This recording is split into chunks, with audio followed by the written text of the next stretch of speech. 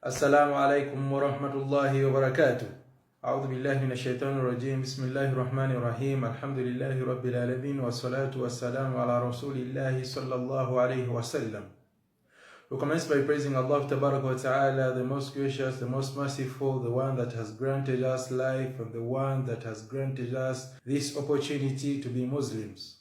And we ask Allah Tabaraka wa Ta'ala to send His blessings to the Rasul Sallallahu Alaihi Wasallam.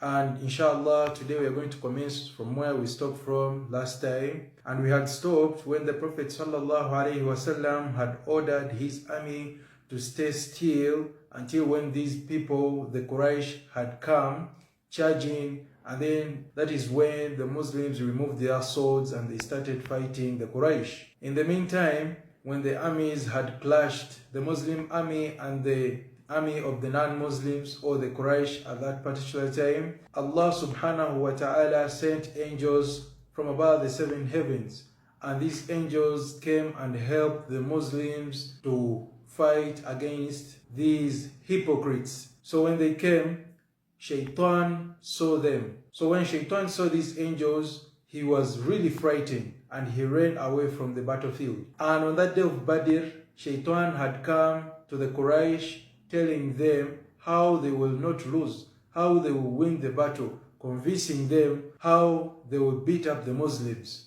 And he told them that don't worry, I am with you and I will actually help you. And Shaitan in this particular time, he used to come in the form of, there is a man who was called As-Suraka ibn Malik. So Shaitan came in his form and he actually convinced the Quraysh, and they were so much convinced. But when the battle kicked off, or when these two armies had clashed, this Suraka ibn Malik, they saw him running away, and they asked him, why are you running away? And he said that today I am disassociating myself from you, and for me I can see what you cannot see. Bima'ana, he saw Jibril alayhi salam, Mikael, and all of these angels, and he was frightened.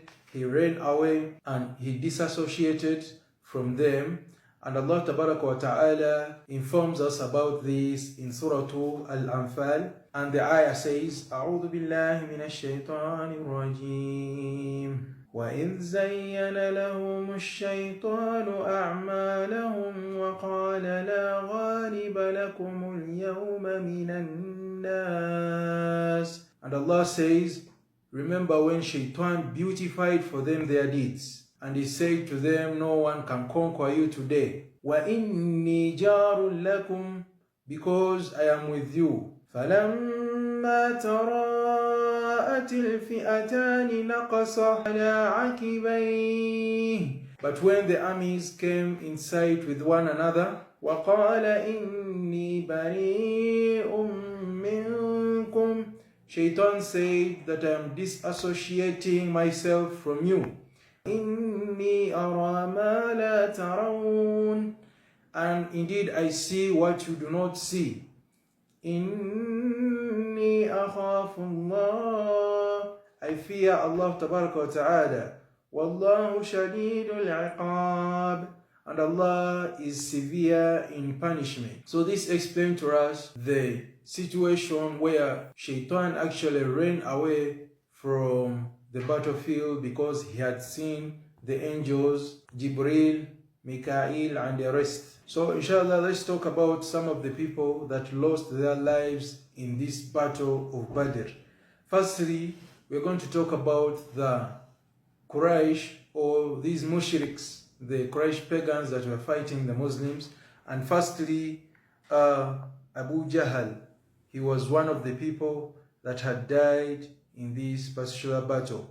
And Abu Jahl, as you all know, he was the leader of these Quraysh pagans, and being the leader, he was protected so much, and it was not so easy to get to him because he was protected by his strong men, and these men didn't want anything to happen to Abu Jahl. But if Allah indeed intends to harm someone, as he said in the Hadith al-Qudus, no one can protect that someone. And if he decides to protect someone from any danger, no one can actually harm that person. So in this regards, Abdurrahman bin Auf makes mention of a hadith which is also authentic in Sahih al-Bukhari, and he says that there were two young boys from the Ansars, and these young boys were Mu'adh ibn Afrah radiyallahu anhu and Mu'adh ibn Amr ibn al-Jamu radiyallahu anhu. And these boys came to Abdurrahman bin Auf in the battlefield, and they asked him, "Who is Abu Jahl?" And he looked at them and he smiled. He was like, "What are you going to do? Why do you need Abu Jahl?" And they told him that we heard this man was amongst those people who used to torture the Prophet ﷺ whilst he was in Mecca. So we want to deal with him. So after some time, Abdurrahman bin Auf, when he saw Abu Jahl, he actually showed these two young boys that Abu Jahl is there. So these two young boys, they actually went to Abu Jahl and they took him off his little horse and they stabbed him, and Abu Jahl started to scream. He started to scream, but no one could help him. And as he was screaming, his son Ikrimah, he came out and he actually struck one of them, and he actually struck Mu'adh ibn Amr ibn al-Jamuh radiyallahu anhu. And some narrations say that he actually lost part of his arm radiyallahu anhu. And as for Mu'adh ibn Afrah, the other companion, he was martyred in the same battle of Badr. May Allah subhanahu wa ta'ala be pleased with all of them. So this was Abu Jahl. He was executed in battle. However, he didn't die at that exact spot. He died later on, even after the battle. And this is supported by a hadith. Abdullah ibn Mas'ud radiyallahu anhu says that after the battle, the Prophet ﷺ asked a question, "Where is Abu Jahl? And who can go and see what happened to him?" So Abdullah ibn Mas'ud says that when I went out there, I saw Abu Jahl and he was actually breathing his last. So this is how this evil man, this dangerous man died, and indeed he's one of the people that will be cast in hellfire because of the way they used to live their lives. These men were evil men. They used to kill people. They used to steal people. They used to do all sorts of evil. So this is what Allah Ta'ala paid them. And the second person who had died in the battle of Badr was Umayyah ibn Khalaf. And this man was also from amongst the Quraysh. And this Umayyah ibn Khalaf, if you can remember very well, he was one of those people that tortured the Muslims in Mecca. And he was the one that actually tortured Bilal ibn Rabah, who was a slave to him. So while Umayyah ibn Khalaf was in battle, Bilal ibn Rabah saw him, and he actually remembered all the evil things that this man did to him. And he actually came and he wanted to revenge. So the same Abdurrahman ibn Auf, he says that he had a treaty with this man. They were friends in Mecca, and they promised each other that they will protect each other in Mecca. The other one said that you will protect my interest in Mecca, and I'll also protect your interest in Medina. Bilal ibn Rabah was actually chasing him with some of his men, and this Umayyah ibn Khalaf was running away. So Abdurrahman ibn Auf told him that, "Do not worry, don't run, just be there." And he tried to protect him because they had an understanding between them. So Bilal ibn Rabah, as they were still there arguing, he actually struck him underneath, and this Umayyah ibn Khalaf, he started bleeding and he actually died. So this is how Umayyah ibn Khalaf died at that particular battle. And overall, 70 disbelievers died in the battle of Badr. And 70 of the disbelievers were taken captives or as prisoners of war. And from amongst the believers, only 14 men were martyred, and that means that they went back 299. And from these 14 men that died, 6 were from amongst the Muhajirin and 8 were from amongst the Ansars. So Muslims at that particular time, when they had won the war, they started collecting war booty. These Quraysh men had come with a lot of their wealth, and they actually left all their wealth in the battlefield, their jewelry, their merchandise. They ran away and the Muslims started collecting war booty. And at that particular time, the Prophet sallallahu alaihi wasallam, he sent out 2 men to Medina al-Munawwara, and he sent Abdullah ibn Rawaha radiyallahu anhu and Zayd ibn Harith radiyallahu anhu. And these men went in Medina and they informed the people of Medina about the situation that had happened at that particular time. So the people of Medina were so happy. They were extremely happy that the Prophet ﷺ had won the war with the believers. But on the other side, the Banu Nadir and Banu Qaynuqa, remember these were the Jew clans, and the Banu Qurayza were upset. And their head at that particular time was Abdullah ibn Ubay ibn Salul. He was also very upset because he was like, I want the Prophet to lose so that, I become the leader once again of Medina al-Munawwara.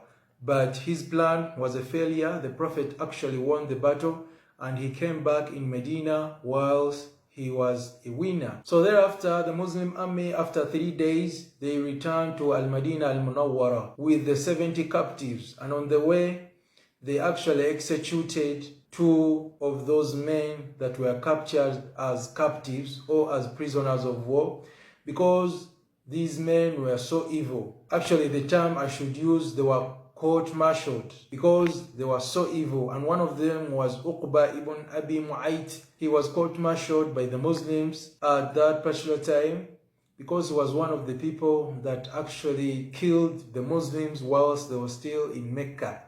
And also An-Nadir ibn Harith was also executed, and they actually came back with 68 of the men of the Quraysh in Al-Madina al-Munawwara. So the Prophet sallallahu alaihi wasallam, when they reached in Al-Madina al-Munawwara, he made an announcement regarding these prisoners of war. And he said, be careful how you treat the prisoners of war.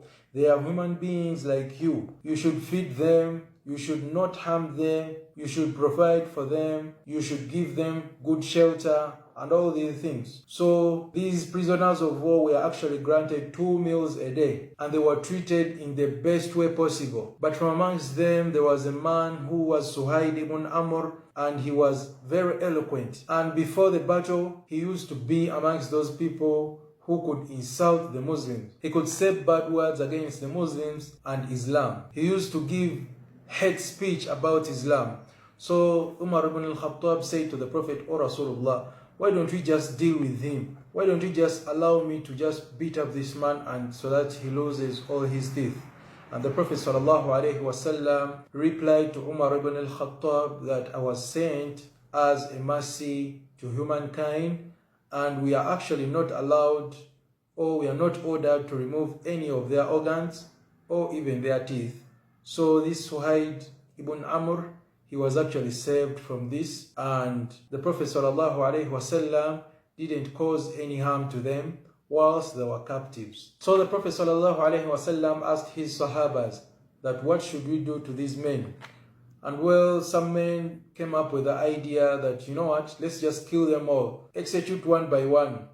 And the Prophet ﷺ said, no, that won't work. So some of the people said that, you know what, let's just accept some form of ransom and we actually leave them go. And this ransom was known as Al-Fida, which was the ransom given by these prisoners of war to get out of captivity at that particular time. So Umar ibn al-Khattab said that, you know what, if we leave them to go, if they pay the ransom and then go, they will regroup and perhaps come back and attack us. So the Prophet ﷺ again asked the companions. Some of them were actually negative about this. For example, Sa'ad ibn Mu'adh radiallahu anhu, he says that I wish that we didn't actually have any captives that we would take back. And also Abu Bakr as-Siddiq told the Messenger ﷺ to accept ransom and to leave them free. So the Prophet ﷺ, after a long discussion, he actually accepted to give them their freedom after they had paid some ransom.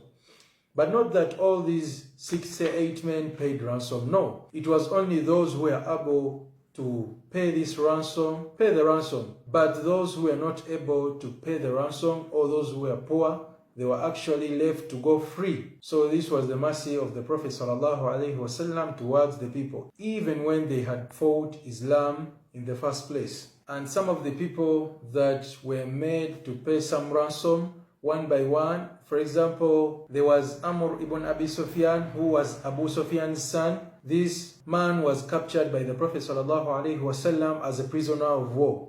So when news got to this man, Abu Sufyan, they told him, you know what, you've got to pay some wealth or some ransom in order for the Prophet ﷺ to leave your son.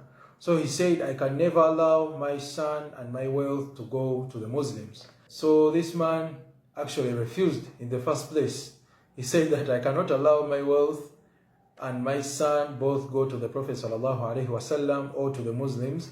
And he actually waited until when Sa'd ibn Nu'man al-Ansari went to Mecca, and his intention was to do Umrah. And whilst he was making Umrah in Mecca or at the Haram, he was actually captured by Abu Sufyan, who was the leader of Quraysh, and he sent a message to Al-Madinah that I have this man Sa'd ibn Nu'man radiallahu anhu al-Ansari, so leave my son to go free.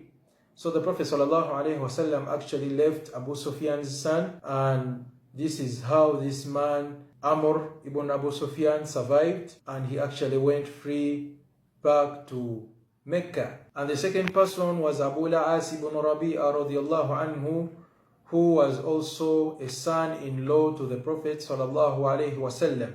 If you can remember very well, this was the man that had refused Zainab radiallahu anha to make hijrah, because at that particular time he was not yet a Muslim, but he was actually a very good person towards the family. He used to take care of the family very well. And when Abu Jahl went to him, forcing him to divorce Zainab, he said that indeed I love Zainab, I cannot divorce her, you can actually do whatever you want to do. And he actually remained with his wife. So generally, this Abu al-As ibn Rabi'a was a very good man, but he was a mushrik, or he was amongst those people who used to associate partners with Allah Tabaraka wa Ta'ala. So the Prophet ﷺ told him that, you know what, you're going to pay a ransom if you want to really get your freedom back. So this Abu al-As ibn Rabi'a, he sent a message to Mecca, and he sent it, of course, towards his family. And Zainab radiallahu anha, she accepted that, you know what, this is what has happened. So she took out her beloved necklace that her mother Khadija radiallahu anha had given her whilst she was getting married to this Abu al-As ibn Rabi'a, and she sent it back to Medina as ransom of Abu al-As to be sent free by the Prophet sallallahu alaihi wasallam. So when the Prophet sallallahu alaihi wasallam saw this necklace, and it was a gold necklace that Khadija radiallahu anha had given her daughter while she was getting married, the Prophet sallallahu alaihi wasallam got so touched, and he actually decided to leave Abu al-As ibn Rabi'a radiallahu anhu, and he gave him back the necklace on condition that he would allow Zainab migrate to Al-Madinah. So Abu al-As accepted, and he actually went back to Mecca, and he sent Zainab radiallahu anhu back to the Prophet sallallahu alaihi wasallam with a company of some people that the Prophet sallallahu alaihi wasallam had sent with him. So that was Abu al-As ibn Rabi'a radiallahu anhu. He later became a Muslim. And there was also another man who was Al-Walid ibn Al-Walid, who was a brother to Khalid ibn Al-Walid. He was from amongst those people who were caught or who were captured by the Muslims, and he paid some ransom, and he went back to Mecca. And after some time, he accepted the message of Islam, and he actually came back to Medina. And when the people asked him that why did he not just accept at once whilst he was still in Medina, he said that I didn't want them to think that I accepted the message of Islam out of cowardice.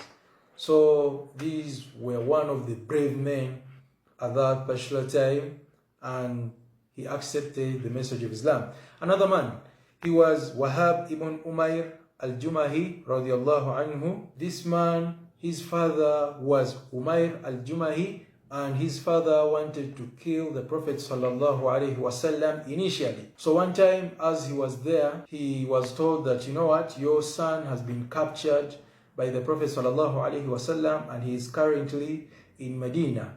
So he was in a room with Safwan ibn Umayyah, because Safwan ibn Umayyah was his friend, and this Safwan ibn Umayyah was one of the leaders of the Quraysh at that particular time. So Umayr al-Jumahi said to him that, you know what, I want to kill Muhammad. In case all does not go well, please, you can take care of my family and promise me that you will settle all my debts. So Safwan ibn Umayyah, he actually accepted and he said, you know what, I'll do that all for you. I'll keep your family.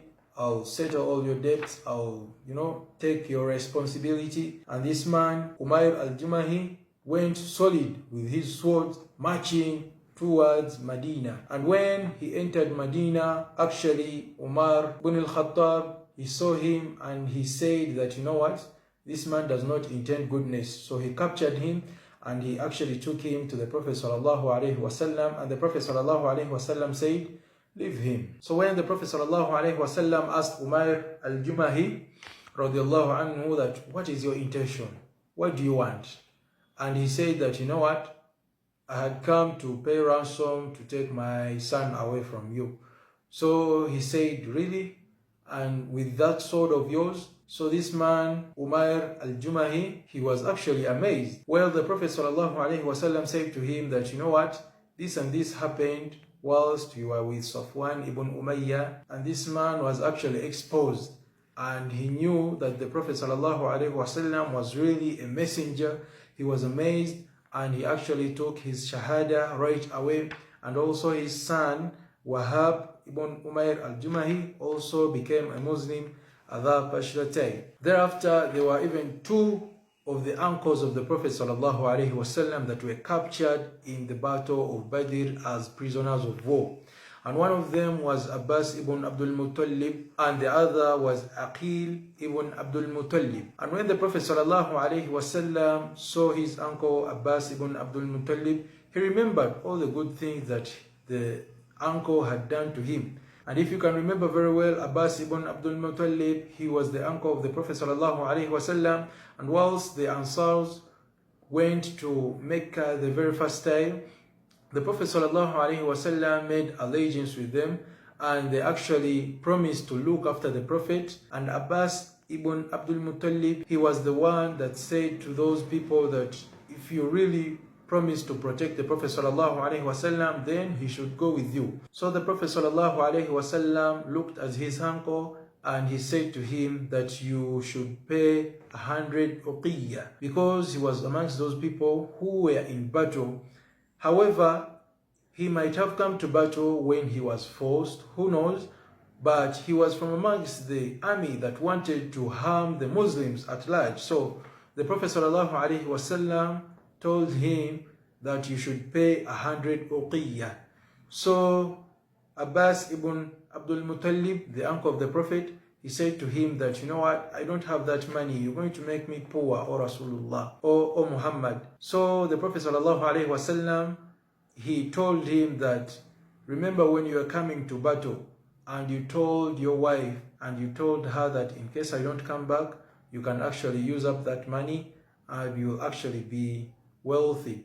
So the Prophet, after telling this to Abbas ibn Abdul Muttalib, Abbas was amazed, and he actually sent for the wealth, and they gave the Prophet sallallahu alaihi wasallam 100 uqiyya as ransom that was to let them free. And also Aqil ibn Abdul Muttalib, he gave out 80 uqiyya to the Muslims at that particular time, and he was actually set free. So Abbas ibn Abdul Muttalib, he didn't become a Muslim at that very time, but he later became a Muslim whilst the Prophet ﷺ was going to conquer Mecca. And another man was Abu Uzza al-Jumahi.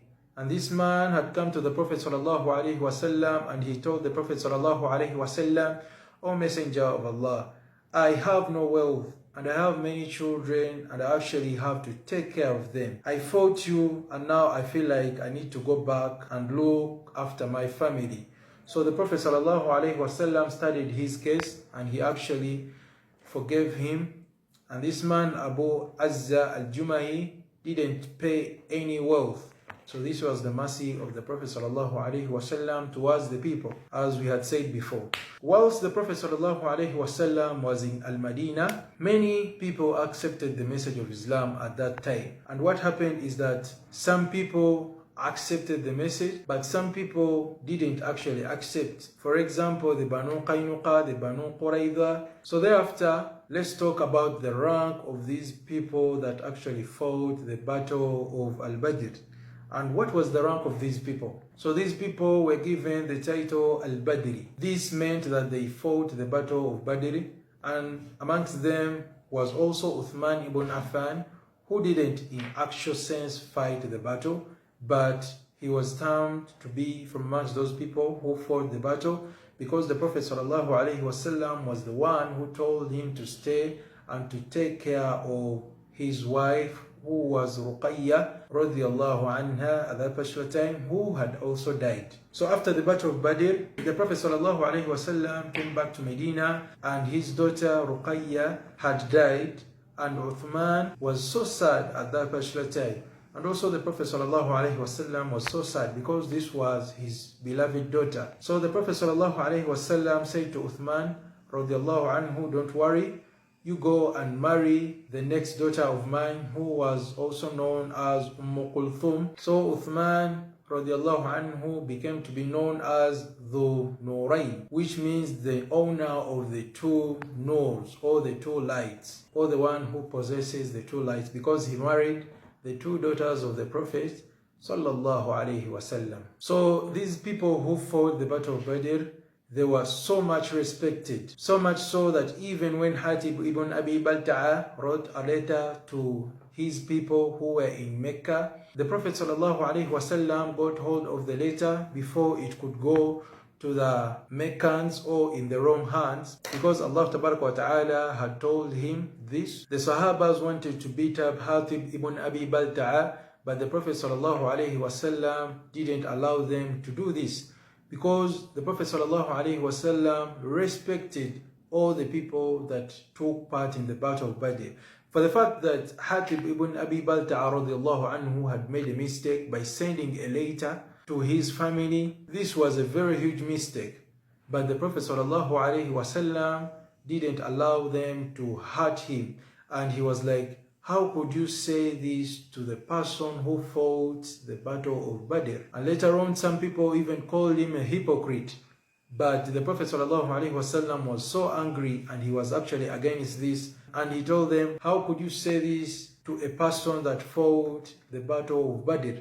So this means that these people who fought the battle of Badr were recognized as very respected individuals in the community and even in the eyes of Allah Ta'ala. وَمَا يُدْرِيكَ لَعَلَّ اللَّهَ اطَّلَعَ عَلَى أَهْلِ بَدْرٍ فَقَالَ اعْمَلُوا مَا شِئْتُمْ فَإِنِّي قَدْ غَفَرْتُ لَكُمْ. Allah looked at the hearts of the army that took part in the battle of Badr and told them, do as you wish, or do as you please. From this day, I have forgiven you completely. So this means that the people that fought the battle of Badr, they were forgiven all their sins.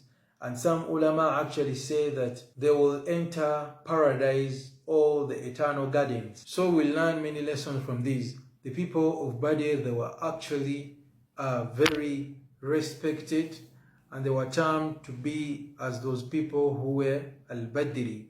And also the Prophet ﷺ, and also we learn that the Sahabas of the Prophet ﷺ, they were indeed men that were loved by the Prophet ﷺ, even when they made some mistakes as human beings, but in the eyes of the Prophet, they were still loved and they were still treasured.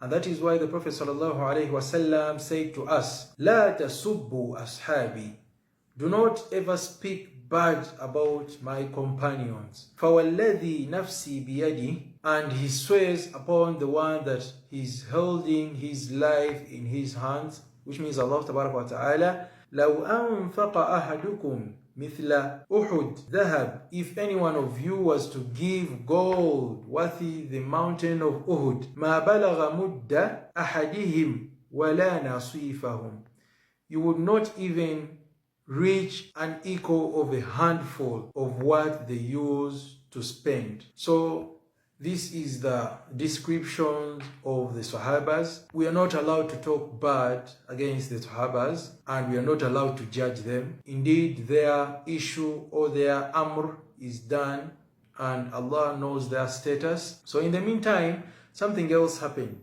Banu Qaynuqa broke the treaty that was signed, and in this regards they were in a marketplace, and one of the Muslim women was sitting, and one of the men of the Banu Qaynuqa, he actually started sewing the dress of the Muslim woman that was seated there unknowingly when she didn't know. So he sewed the bottom of the dress to attach itself to the uppermost part of the dress.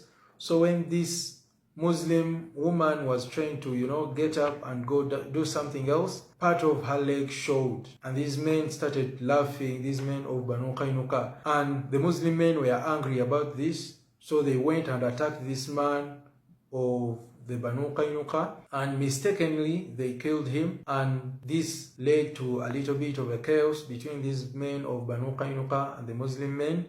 And inshallah, we shall start from there the very next time we shall meet. وصلى الله وبارك على سيدنا محمد وعلى آله وصحبه وسلم. سبحانك اللهم وبحمدك نشهد أن لا إله إلا أنت نستغفرك ونتوب إليك. السلام عليكم ورحمة الله وبركاته.